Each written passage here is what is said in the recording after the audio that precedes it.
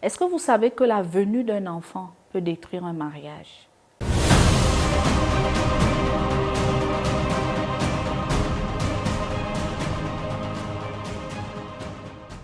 Dans un monde où l'amour vire facilement à la haine, où les mariages féeriques se transforment en divorces douloureux, il est encore possible d'oser espérer un meilleur mariage.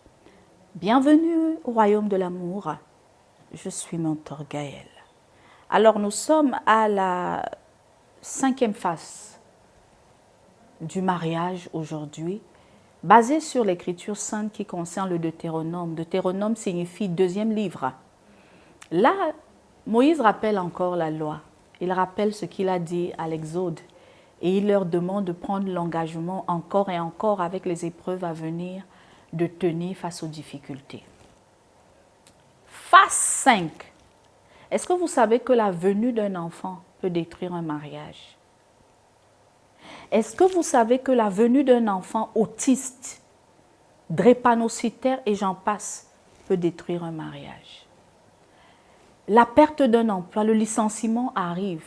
Si on n'est pas préparé, si on ne sait pas que l'amour, ce n'est pas une émotion, mais une décision, il y a rupture. Donc, lorsqu'on épouse quelqu'un, un homme ou une femme, elle peut perdre ses jambes, elle peut perdre sa tête. Quand je dis sa tête, elle peut avoir des problèmes mentaux demain.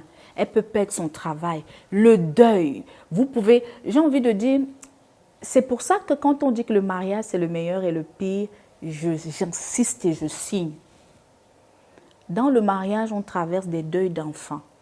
Dans le mariage, on traverse tellement de choses que si on n'est pas préparé aux obstacles, même qui nous concernent, hein, il y aura un problème. La femme peut avoir un cancer du sein.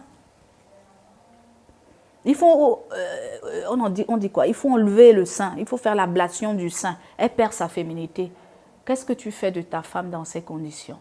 Est-ce que toi qui l'avais épousée pour sa poitrine généreuse? Ton mari peut avoir une baisse d'érection due à la sinusite, à je ne sais pas quoi, à une maladie chronique. Et il ne te fait plus bien l'amour, comme c'est pour ça que tu l'as épousé. Qu'est-ce que tu en fais? Vous avez espéré avoir les enfants, mais l'enfant autiste ne se prévient pas. Ça arrive. Comment vous allez gérer un enfant différent au milieu de la famille? Si c'est ce genre de décision, ce genre d'événements ne sont pas vécus dans la solidarité du couple, dans le fait que j'aime ma femme, j'ai épousé ma femme, et ma femme va au-delà de son physique, ma femme va au-delà de son handicap, ma femme va au-delà du fait que l'enfant qu'elle m'ait donné soit albinos ou whatever. Vous voyez donc que le mariage, ce n'est pas ce qu'on pense, non. Le mariage, ce que je veux dire dans le Deutéronome, la phase 5 du mariage, c'est en fait la loyauté, l'engagement absolu.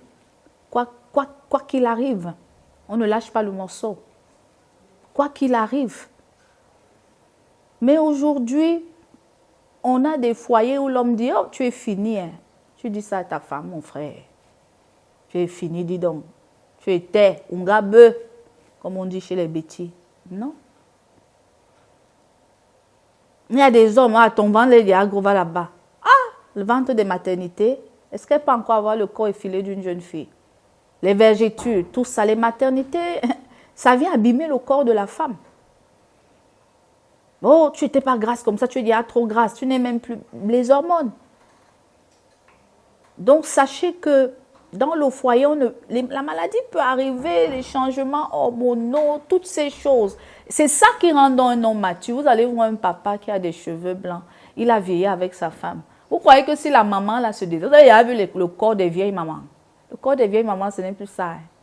Mais il arrive encore à avoir des rapports avec sa femme vieille. Les seins ne sont plus au beau fixe. Il y a les vergetures. Il y a. Dans le livre de Deutéronome vient nous rappeler, est-ce que tu es sûr de moi, de décider de vivre avec moi dans les hauts et les bas? Et c'est très important. Et je veux dire au couple que les difficultés rapprochent. Hein. Généralement, les couples qui se sont tenus la main dans les situations difficiles restent les plus soudés. Donc, il est important de s'arrêter à cette 5e phase et de supporter ensemble le meilleur. Et surtout, je vois souvent les femmes quand elles se marient là, le meilleur et pas le pire, impossible. La vie est faite comme ça. À bon entendeur, salute.